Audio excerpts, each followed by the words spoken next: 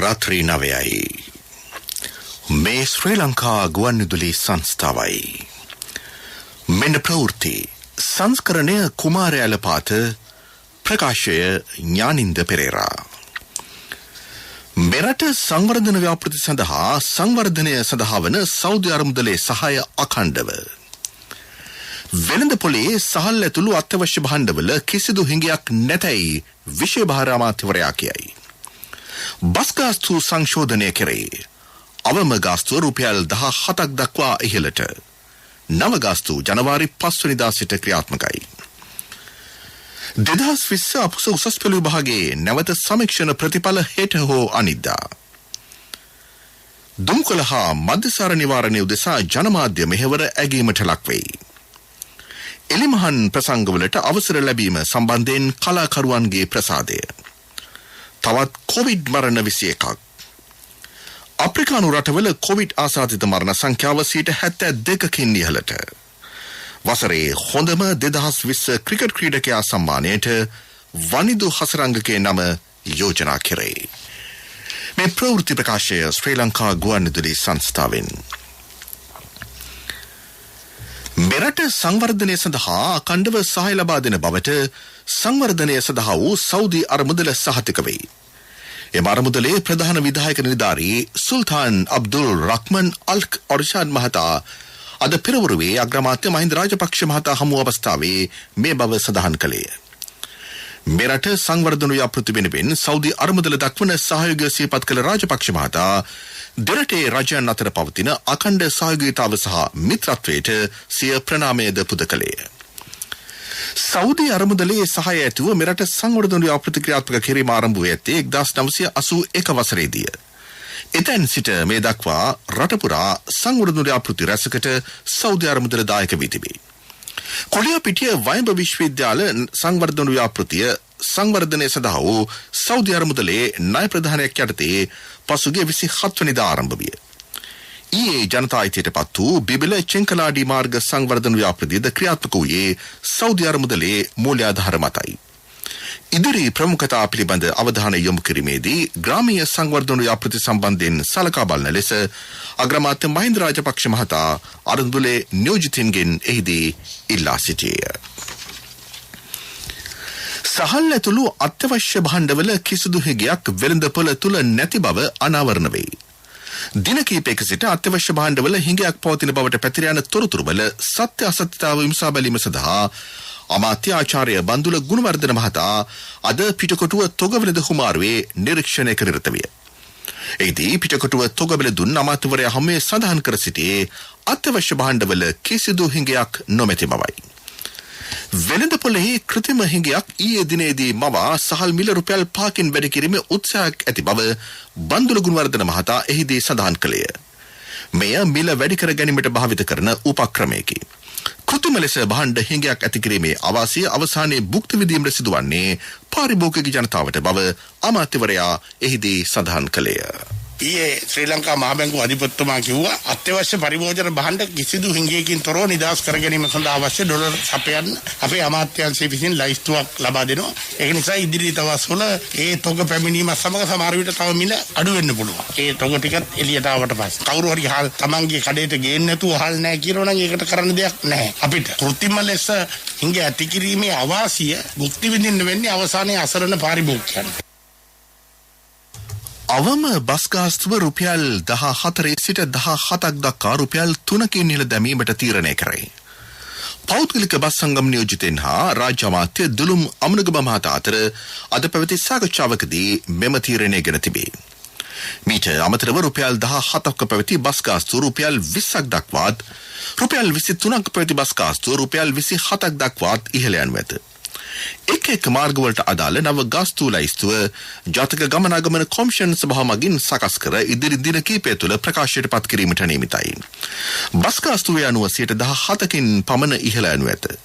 මෙම නව බස් ගාස්තු ජනවාරි මාස 5 වෙනිදා සිට ක්‍රියාත්මකයි. අග්‍රාමාත්‍ය මහින්ද රාජපක්ෂ මහතා නිල සංචාරයක් සඳහා ජනවාරි මාස 2 වෙනිදා ඩුබායි බලා පිටත් යාමට නියමිතයි. Global Festival of Expo 2020 උත්සවය ජනවාරි 3 වෙනිදා ඩුබායිදී පැවැත්වේ.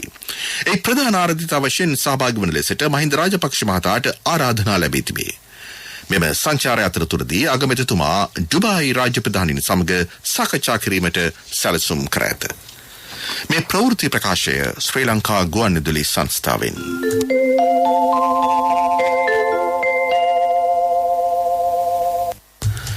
රජයේ රෝහල්වල නේවාසිකව ප්‍රතිකාර ලබන රෝගීන්ගෙන් බහුතරය අනතුරු හේතුවෙන් රෝහල් ගත වූ අය බව සෞඛ්‍ය අංශ පෙන්වා දෙයි. සෞඛ්‍ය දෙපාර්තමේන්තුව සතු තොරතුරු වලට අනුව නේවාසික රෝගීන් 5 දෙනෙකුගෙන් එක් අයෙක් අනතුරක් හේතුවෙන් රෝහල් ගත වූ අයකි. පසුගිය දත්ත විශ්ලේෂණයේදී පැහැදිලි වන්නේ උත්සව සමයේදී අනතුරු ඇතිවීමේ වර්ධනයක් ඇති බවයි සෞඛ්‍ය අමාත්‍යාංශයේ බෝන් නොවන රෝග ඒකකයේ අනතුරු වැළැක්වීම හා කළමනාකරණ අංශ ප්‍රධානී විශේෂඥ වෛද්‍ය සමිත සිරිතුංග මහතා පවසයි. මීට වසර 5කට 6කට පමණ පෙර උත්සව සමයේදී රතිඤ්ඤා සහ ගිනිකෙලි අනතුරු බහුල වී ඇත.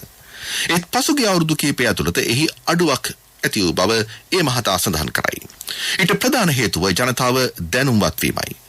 එසේනම් අනතුරු අවම කර ගැනීමටද ජනතාවට හැකි බව වෛද්‍ය සිරිතුංග මහතා සඳහන් කරයි. රජයේ ප්‍රවෘත්ති දෙපාර්තමේන්තුවේදී අද පැවති මාධ්‍ය හමුවකදී ඒ මහතා ගෑස් ආශ්‍රිත අනතුරු අවම කර ගැනීම පිළිබඳවද මෙසේ අදහස් පළ කළේය.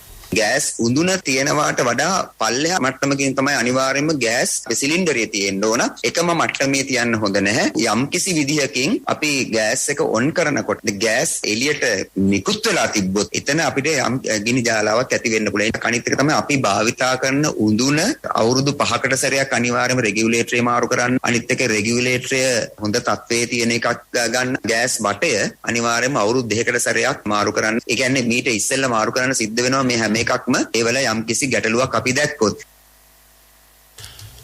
දුම්කොළ හා මද්දසර නිවාරණය උදෙසා විද්‍යුත් හා මුද්‍රිත මාධ්‍ය ඔස්සේ සිදු කළ මෙහෙවරා ගෙවනු පිණිස නිදහස් අරගලය මතින් තොර දේශයක් වැඩසටහන අමාත්‍ය කෙහෙලිය රඹුක්කල්ල මහතාගේ ප්‍රධානත්වයෙන් බතරමුල්ල වෝටර්ස් එජ්ජිදී අද පැවැත්විනි. දුම්කොළ හා මද්දසර පිළිබඳ ජාතික අධිකාරිය විසින් එය සංවිධානය කර තිබිනි. 2021 වර්ෂය පුරා දුම්කල හා මධ්‍යසාර ප්‍රවර්ධනයට එරෙහිව උදාර මාධ්‍ය මෙහෙවරක නිරත වූ මාධ්‍යවේදීන්ගේ සේවය ඇගීමට ලක් කිරීම මෙම සම්මාන ප්‍රදානෝත්සවයේ අරමුණයි. ඒ සම්බන්ධයෙන් වැඩිදුරටත් තොරතුරු ගෙන එන දුම්කොළ සහ මධ්‍යසාර පිළිබඳ ජාතික අධිකාරියේ සභාපති වෛද්‍ය සමාධි රාජපක්ෂ මහතා. දුම්කොළ හා මධ්‍යසාර පිළිබඳ ජාතික අධිකාරිය මගින් අද දවසේදී පවත්වන්නට යෙදුණු නිදහස් අරගලය මතින් තොර දේශයක් විද්‍යුත් හා මුද්‍රිත මාධ්‍ය සහෘදයන් ඇගයීමට ලක් කරපු සම්මාන ප්‍රදානෝත්සවයේදී ශ්‍රී ලංකා ගුවන්විදුලි සංස්ථාව අපේ සම්මානයට පාත්‍ර වුණා. මේ රටේ දරුවන් නිසි ලෙස දුම්කොළ මධ්‍යසාර පිළිබඳව දැනුවත් කිරීම සිද්ධ කළා ශ්‍රී ලංකා ගුවන්විදුලි සංස්ථාවේ විදුල ළමා ගුවන්විදුලියෙන්. එහි සුභානි වැලිවිට මහත්මිය අද අපේ ජූරිය විශේෂ සම්මානයට පාත්‍ර වුණා. අද දිනේ මේ දක්වා කොවිඩ් ආසාදිතින් 419 දෙනෙකු හඳුනාගත් බව රජයේ ප්‍රවෘත්ති දෙපාර්තමේන්තුව නිවේදනය කරයි. ඒ අනුව මේ දක්වා මෙරටදී හඳුනාගත් සමස්ත ආසාදිතන්ගේ සංඛ්‍යාව 5,85,500ක් දක්වා ඉහළ ගොස් තිබේ. මේ අතර කොවිඩ් වෛරසය ආසාදිතව ප්‍රතිකාර ලබමින් සිටි තවත් පුද්ගලයන් 210 දෙනෙකු සම්පූර්ණ සුවය ලබා රෝහල් සහ ප්‍රතිකාර මධ්‍යස්ථාන වලින් අද පිටප ගොස් ඇත. ඒ අනුව මෙරට සම්පූර්ණ සුවය ලැබූ කොවිඩ් ආසාදිතන්ගේ සංඛ්‍යාව 5,60,85කි. තවත් කොවිඩ් ආසාදිත මරණ 21ක් සෞඛ්‍ය සේවා අධ්‍යක්ෂ ජනරල්වරයා විසින් අද තහවුරු කර තිබේ. ඒ සමගම මෙතෙක් දිවෙනින් වාර්තා වී ඇති කොවිඩ් ආසාදිත සමස්ත මරණ සංඛ්‍යාව 14,944ක් දක්වා ඉහළ ගොස් තිබේ. එළමහන් ප්‍රසංග සඳහා අවසර ලැබීම මෙරට කලාකරුවන්ගේ ඇගීමට ලක්වෙයි. පසුගිය වසර දෙකක කාලය තුළ අසරණව සිටි සංගීත ක්ෂේත්‍රයේ සියලු දෙනාට එය හොඳ පණිවිඩයක් බව ගායන ශිල්පී කීර්ති පැස්කුවල් මහතා සඳහන් කරයි. සංගීත ක්ෂේත්‍රයේ විශාල පිරිසක් කර්මාන්තයක් වශයෙන් එහි නියැලී සිටියහ. එබැවින් එළිමහන් ප්‍රසංග සඳහා අවසර ලබා දීම අගය කළ යුතුය. එමෙන්ම වසංගත තත්ත්වය හමුවේ සෞඛ්‍ය මාර්ගෝපදේශ අනුගමනය කරමින් ප්‍රසංග කටයුතු සංවිධානය කිරීමේ අවශ්‍යතාවද ඒ මහතා අවධාරණය කර සිටී. මේ සම්බන්ධයෙන් අදහස් පළ කරන ගායන ශිල්පී නලින් පෙරේරා මහතා පෙන්වා දෙන්නේ මෙම තීරණය ප්‍රකාශයට පත්වන තුරු සංගීත ක්ෂේත්‍රයේ සියලු දෙනා ඉවසීමෙන් කටයුතු කළ බවයි. ඒ සම්බන්ධයෙන් තමා ඔවුන්ට ස්තුතිවන්ත වන බව හෙතෙම සඳහන් කරයි.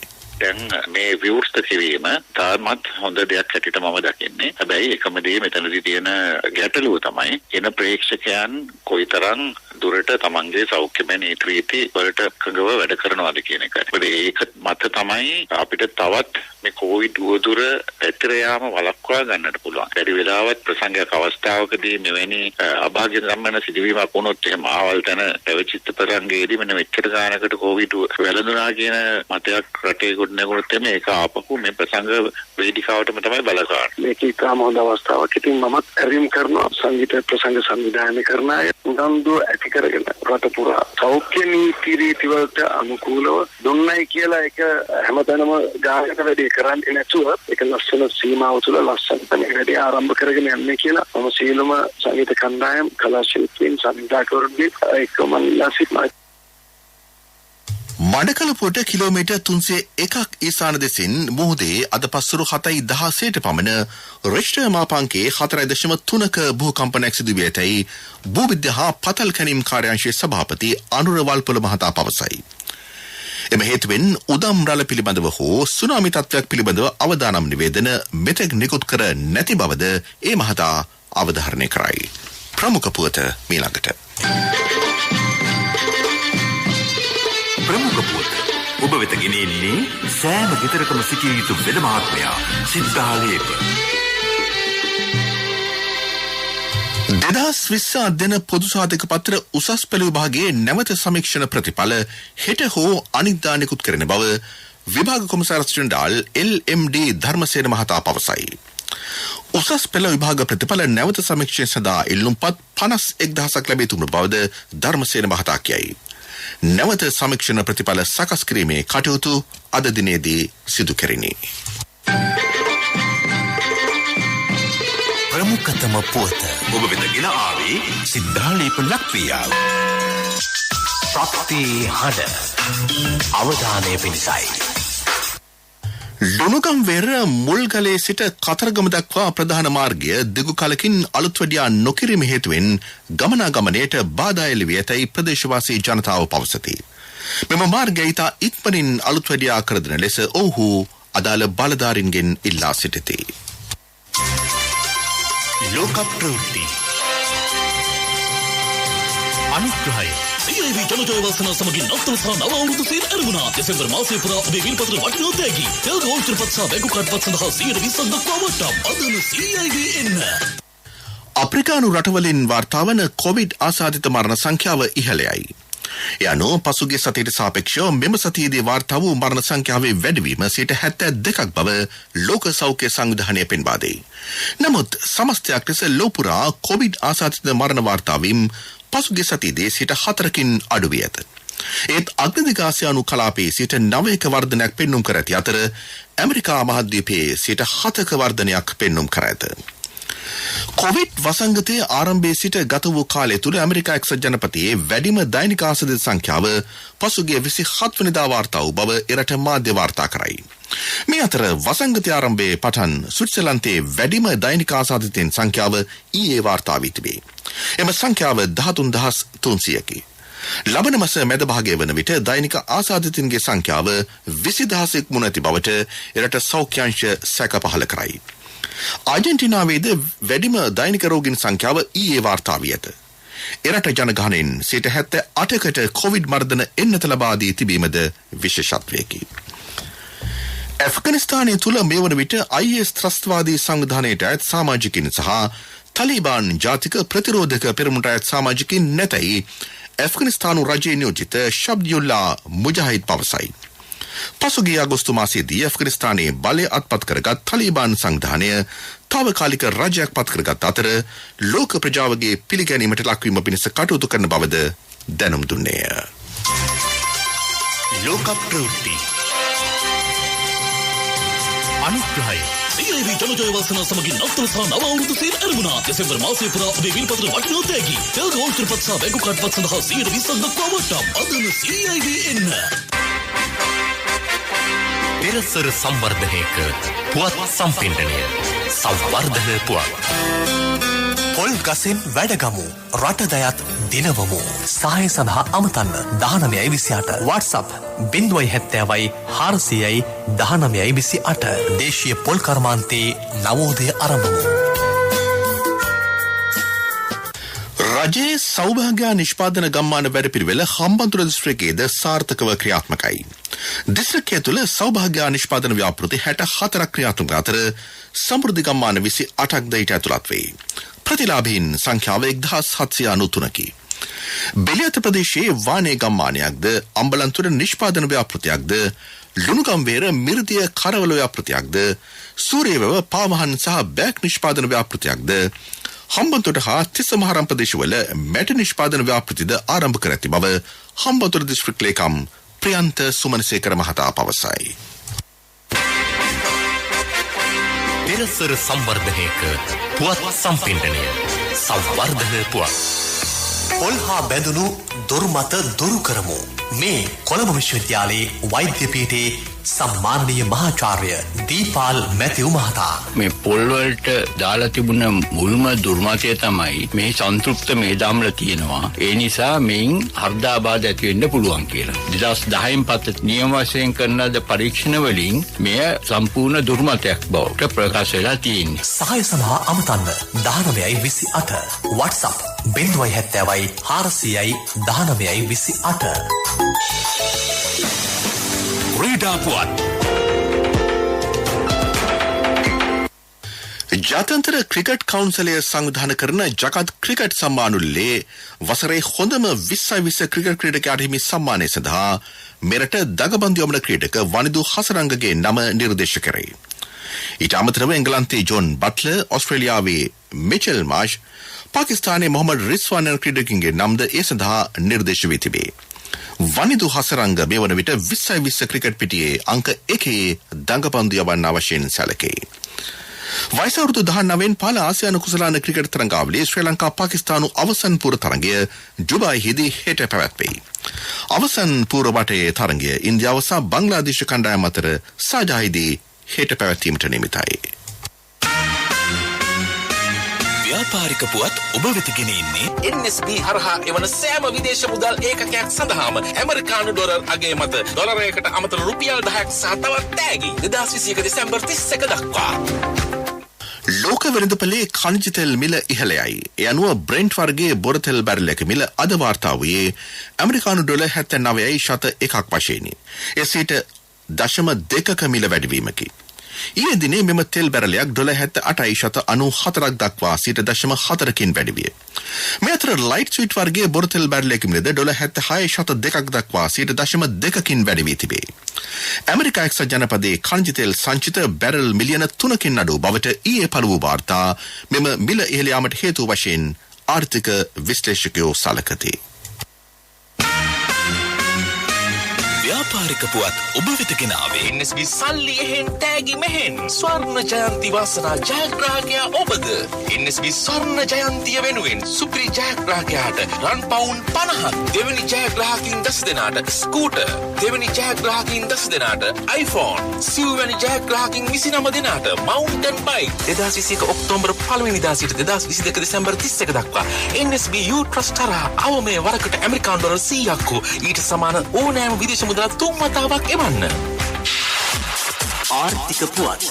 ආවරණය යුතුයකම් වගකීම් එක්ක සල්ලි ඉතුරු කරන්න ලේසි නෑ. ඔබේ ස්ථාවර තැන්පතට ආකර්ෂණීය පොලියක් හා ආරක්ෂාවක් දෙන්න අපි පොරොන්දු වෙන්නේ ඒකයි. LOLC Finance ස්ථාවර තැන්පතු ඉතිරිය උතුරන්න. 2001 දෙසැම්බර් 13 වෙනි දින නීතිගත කරන ලද LOLC Finance PLC ICRA Lanka limited වෙතින් SLA ස්ථාවර ශ්‍රේණිය ලබා ඇත. 2011 අංක 42 දරන මුදල් ව්‍යාපාර පනත යටතේ ශ්‍රී ලංකා මහ බැංකුවේ මුදල් මණ්ඩලය වෙතින් බලපත්‍රලාභී මුදල් සමාගමකි. මෙරට සංචාරක කර්මාන්තය ක්‍රමයෙන් යථාතත්වයට පත්වමින් පවතී. මේ මාසයේ ගත වූ මුල් දින 26 තුළ මෙරට සංචාරක පැමිණීම් සංඛ්‍යාව 69,941ක් වූ බව ශ්‍රී ලංකා සංචාරක ප්‍රවර්ධනාධිකාරිය පවසයි. මේ වසරේ මාසයක් තුළ වාර්තා වූ වැඩිම සංචාරක පැමිණීම් සංඛ්‍යාවද මෙයයි. මෙම වසරේම සැප්තැම්බර් මාසයේ සිට සංචාරකයන්ගේ පැමිණීම් ක්‍රමයෙන් වර්ධනය විය. සැප්තැම්බර් මාසයේ සංචාරක පැමිණීම් සංඛ්‍යාව 13547කි. ඔක්තෝබර් මාසයේදී සංචාරකයන් 22771 දෙනෙක් පැමිණ ඇති අතර නොවැම්බර් මාසයේදී එම සංඛ්‍යාව 44294ක් දක්වා වර්ධනය විය. මගේ මහත්තයා දාපු මේ රත්තරන් මුද්ද තමයි මගේ ජීවිතේ. LOLC එකට ඔයාලගේ රත්තරන් පණ වගේ. ඔයාලගේ රන් බහන්න අපි ළඟ තියනකල් ඔයාලට ජීවිත රක්ෂණයකුත් දෙන්නේ අපි විතරයි. වෙලාවට ගෙවා ගන්න බැරි වුණොත් ඔයාලගේ රත්තරන් කොහොම හරි ඔයාලටම දෙන එකයි අපේ ප්‍රතිපත්තිය. ගෙවා ගන්න අමාරුනොත් අපි කතා කරලා විසඳුමකුත් දෙනවා. මුද්දට මං හිතපු නැති ගාණක් හම්බුණා. ආපු ගමන් වැඩෙත් උනා. වටිනා තෑග්ගකුත් හම්බුණා. LOLC එක කරන ගනුදෙනුවක් රත්තරන් වටින ගනුදෙනුවක් කියන්නේ ඒකනේ. LOLC ෆයිනෑන්ස් රන්සවි රන්නය සේවාව. රත්තරන්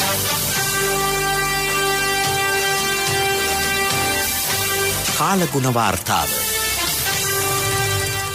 ඉදිරි දින කිහිපයේදී පවතින වේලි කාලගුණ තත්ත්වයේ සුළු වෙනස් වීමක් අපේක්ෂා කෙරේ. උතුරු නැගෙනහිර සහ ඌව පළාත්වලත් පොළොන්නරුව මාතලේ සහ නුවර දිස්ත්‍රික්කවලත් වැසිවාර කිහිපයක් ඇති වන බව කාලගුණ විද්‍යා දෙපාර්තමේන්තුව නිවේදනය කරයි. බස්නාහිර සහ සබරගමු පළාත්වල ස්ථාන ස්වල්පයක රාත්‍රී කාලයේදී වැසි හෝ ගිගුරුම් සහිත වැසි ඇතිවිය හැකිය. සැසු ප්‍රදේශවල ප්‍රධාන වශයෙන් වැසි රහිත කාලගුණ තත්ත්වයක් පවතී. රාත්‍රී ප්‍රධාන ප්‍රවෘත්ති ප්‍රකාශයේ සිරස්තල දැන්වෙන්න යලිත්.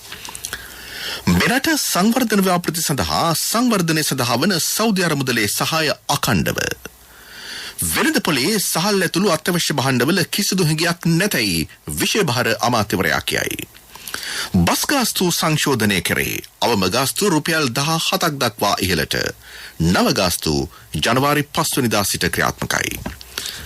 2020 අපසු උසස් පෙළ විභාගයේ නැවත සමීක්ෂණ ප්‍රතිඵල හෙට හෝ අනිද්දා. දුම්කල හා මධ්‍යසාර නිවාරණය උදෙසා ජනමාධ්‍ය මෙහෙවර ඇගීමට ලක්වෙයි.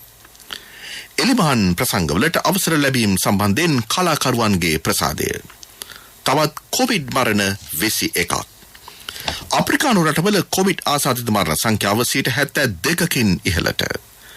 වසරේ හොඳම 2020 ක්‍රිකට් ක්‍රීඩකයා සම්මානයට වසරේ හොඳම 2020 ක්‍රිකට් ක්‍රීඩකයා සම්මානයට වනිදු හසරංගගේ නම යෝජනා කෙරේ.